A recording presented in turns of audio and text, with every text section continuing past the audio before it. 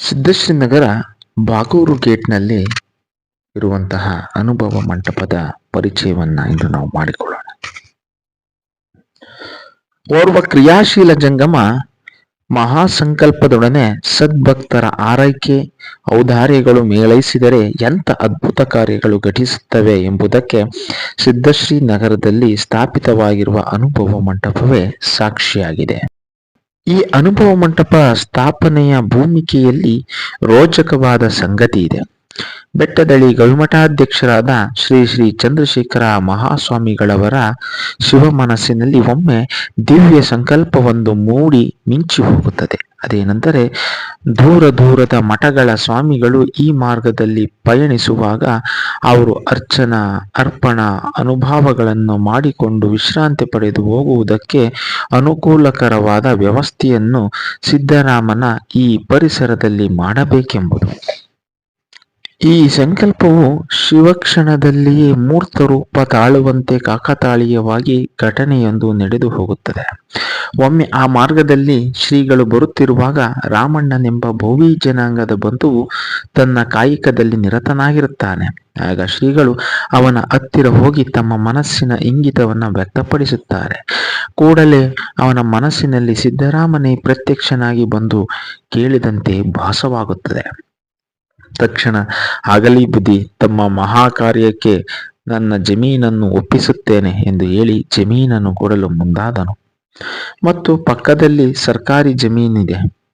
ಸರ್ಕಾರಿ ಭೂಮಿಯು ದೇವಭೂಮಿ ಇದ್ದ ಹಾಗೆ, ಅದನ್ನು ಪಡೆದುಕೊಳ್ಳಿ. ಇದಲ್ಲದೆ ಈ ಕೆಳಗಡೆ ಇರುವ ಜಮೀನು ನಮ್ಮದೇ. ಅದನ್ನು ನಿಟ್ಟೂರಿನ ಚಂದ್ರಶೇಖರಾಚಾರ್ ಎಂಬ ಡಾಕ್ಟರಿಗೆ ಕೊಟ್ಟಿದ್ದೇವೆ. ಆದರೆ ಅದಿನ್ನು ನೋಂದಣಿಯಾಗಿಲ್ಲ. ಕೇಳಿರಿ ಎಂದು ಸಲಹೆಯನ್ನು ಕೊಡುತ್ತಾರೆ. ಅದರಂತೆ ಆ ಡಾಕ್ಟರ್ ಮುಂದೆ ಉದ್ದೇಶವನ್ನು ವಿವರಿಸಿ ಕೇಳಿದಾಗ ಅವರೂ ಕೂಡ ಉದಾರವಾಗಿ ಒಪ್ಪಿಕೊಡುತ್ತಾರೆ. ಹೀಗೆ ಸಿದ್ದರಾಮನ ಕಾರ್ಯಕ್ಕೆ ಭೂಮಿಯು ಲಭ್ಯವಾಯಿತು. ಆದರೆ ಬರೀ ನಂಬಿಕೆಯ ರಿಜಿಸ್ಟರ್ ಆಗಿತ್ತು ಹೊರತು ಕಾನೂನುಬದ್ಧವಾಗಿ ನೋಂದಣಿಯಾಗಿರಲಿಲ್ಲ. ಶ್ರೀಗಳು ಮರುದಿನವೇ ಶಿವಸಂಕಲ್ಪ ಮಾಡಿ ಕಟ್ಟಡವನ್ನ ಪ್ರಾರಂಭಿಸಿಯೇ ಬಿಟ್ಟರು.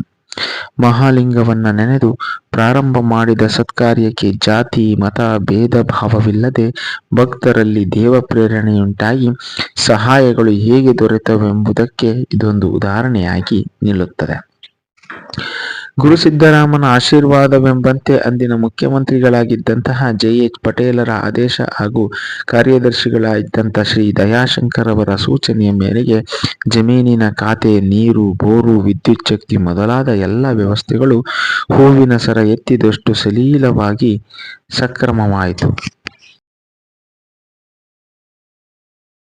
ಹೀಗೆ ಪ್ರಾರಂಭವಾಗಿ ತಪೋವನದಲ್ಲಿ ಚಿಕ್ಕದೊಂದು ಕಟ್ಟಡವಾದ ಮೇಲೆ ಶಿವಾನುಭವ ಕಾರ್ಯಕ್ರಮಗಳು ಆರಂಭಗೊಂಡವು. ದಿನೇ ದಿನೇ ಶರಣರು ಹಾಗೂ ಅನುಭಾವಿಗಳ ಆಗಮನದ ಸಂಖ್ಯೆ ಅಧಿಕವಾಯಿತು.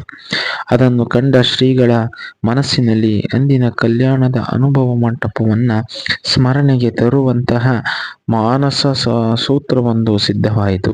ಆ ಮಾನಸ ಸೂತ್ರಕ್ಕೆ ರೂಪ ಕೊಡುವಂತೆ ಅನುಭಾವಿಗಳನ್ನು ಕೇಳಿದರು.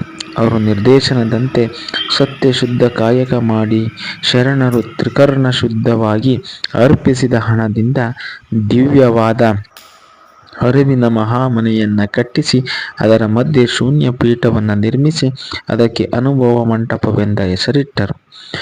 ಅಂತ ಅನುಭವ ಮಂಟಪವು ದಿನಾಂಕ 18/1/2007 ಬುಧವಾರ ಶಿವಮುಹೂರ್ತದಲ್ಲಿ ಅರದನಹಳ್ಳಿ ಶೂನ್ಯ ಸಿಂಹಾಸನ ಪರಂಪರೆಯಲ್ಲಿ ಬಂದ ಸಿದ್ಧಗಂಗೆಯ ಶೂನ್ಯಮೂರ್ತಿ ಶ್ರೀ ಶ್ರೀ ಶ್ರೀ ಶಿವಕುಮಾರ ಮಹಾಸ್ವಾಮಿಗಳವರ ಶೂನ್ಯ ಪೀಠಾರೋಹಣ ಮಾಡುವುದರೊಂದಿಗೆ ಶರಣ ಲೋಕಕ್ಕೆ ಅರ್ಪಿತವಾಯಿತು. ಗುಬ್ಬಿ ತಾಲೂಕಿನ ರಾಷ್ಟ್ರೀಯ ಹೆದ್ದಾರಿ 205ರಲ್ಲಿ ಬಾಗೂರ್ ಗೇಟ್ ಸಿದ್ದಶ್ರೀ ನಗರದಲ್ಲಿ ನಿರ್ಮಾಣಗೊಂಡಿರ್ತಕ್ಕಂಥ ಈ ಅನುಭವ ಮಂಟಪ ಪರಿಸರವು ಪಥಿಕರನ್ನ ಶರಣರನ್ನ ಕೈಬೀಸಿ ಕರೆಯುತ್ತಿದೆ. ಅದನ್ನು ಪ್ರವೇಶಿಸುತ್ತಿದ್ದಂತೆ ಶರಣ ಲೋಕವೇ ಅನಾವರಣಗೊಳ್ಳುತ್ತದೆ. ಆದರೆ ಭಿತ್ತಿ ಚಿತ್ರಗಳಲ್ಲಿ ಶರಣರ ಸಿದ್ಧಾಂತ ಪ್ರಾತ್ಯಕ್ಷಿಕೆಯು ಅನುಭವಕ್ಕೆ ಬರುತ್ತದೆ. ಶೂನ್ಯ ಸಿಂಹಾಸನದ ಪರಿಕಲ್ಪನೆ ಮತ್ತು ಶೂನ್ಯ ಸಿಂಹಾಸನ ರೂಢನಾದ ಸಿದ್ದರಾಮ ಶಿವಯೋಗಿಗಳ ದಿವ್ಯ ದರ್ಶನವು ಉಂಟಾಗುತ್ತದೆ.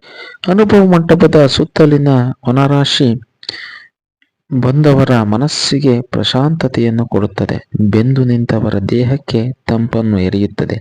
ಇಲ್ಲಿನ ಮುಗಿಲತ್ತ ಮುಖ ಮಾಡಿದ ಔನ್ನತ್ಯವನ್ನು ಸಾರುವ ಸಾಲು ಸಾಲಿನ ತೇಗದ ಮರಗಳು, ಬೀಗಿದರೂ ಸದಾ ಬಾಗಿರು ಎಂದು ಸಂದೇಶವನ್ನ ಸಾರುವ ಬಿದಿರಿನ ಮೆಳೆಗಳು, ಇಲ್ಲಿ ನಡೆಯುವ ಕಾರ್ಯಕ್ರಮಗಳನ್ನು ಮೆಚ್ಚಿ ತಲೆದೂಗುವ ಅಡಿಕೆ ಮರಗಳು, ಅಮೃತದಂತ ಎಳನೀರನ್ನ ಕೊಟ್ಟು ಅಜೀವ ಪರ್ಯಂತ ಉಪಚಾರವನ್ನ ಸ್ಮರಿಸುವಂತ ಕಲ್ಪವೃಕ್ಷಗಳು, ಹಸಿದ ಹಕ್ಕಿಗಳಿಗೆ ಹಣ್ಣು ಕೊಡುವ ನಿಂಬೆ, ಮಾವು, ಬೇವು, ಸಪೋಟ ಮುಂತಾದ ಫಲಭರಿತ ವೃಕ್ಷಗಳು, ರೋಗ ರುಜಿನಗಳನ್ನು ಪರಿಹರಿಸುವಂತಹ ಸಂಜೀವಿನಿ ಸಸ್ಯಗಳು, ಹೀಗೆ ವಿವಿಧ ರೀತಿಯ ಮರಗಿಡ ಬಳ್ಳಿಗಳಿಂದ ಕೂಡಿದ ಈ ವನ ಸಂಪತ್ತು ಪ್ರಾಚೀನ ಭಾರತದ ಋಷ್ಯಾಶ್ರಮವನ್ನ ನೆನಪಿಗೆ ತರುವಂತಿದೆ. ಮತ್ತು ಈ ವನ ಪ್ರಕೃತಿಯು ಯೋಗಿಗಳಿಗೆ ತಪೋಸಿದ್ಧಿಯನ್ನು, ಕವಿಗಳಿಗೆ ಕಲ್ಪನಾ ಶಕ್ತಿಯನ್ನು, ಕೋಗಿಲೆಗಳಿಗೆ ಸಂಗೀತ ಶಕ್ತಿಯನ್ನು ಕೊಡುವಂತಿದೆ.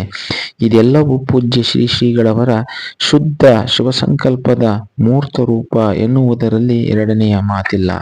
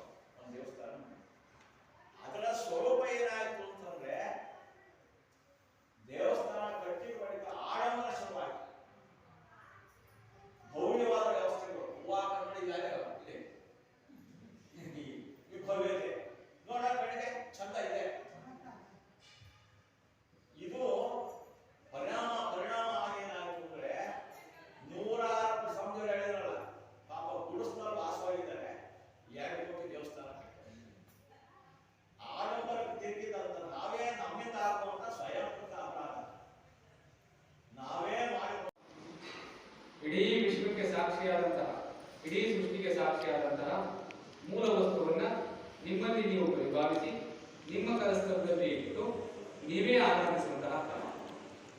ಅಂತಹ ಪದ್ಧತಿಯೊಳಗೆ, ಅಂತಹ ಪರಿಕಲ್ಪನೆಯೊಳಗೆ ಮೊದಲು ನಮಗೆ ನಿಷ್ಠೆ ಬರಬೇಕು, ಮೊದಲು ನಮಗೆ ಶ್ರದ್ಧೆ ಬರಬೇಕು. ಹಾಗಾಗಿ ಲಿಂಗವಲ್ಲದೆ ಮತ್ತೊಂದನ್ನು ಗೆದ್ದುವುದೇ ಲಿಂಗಾಚಾರ ಅಂತಕ್ಕಂಥದ್ದನ್ನ ನಾವು ಪರಿಭಾವಿಸಬೇಕು.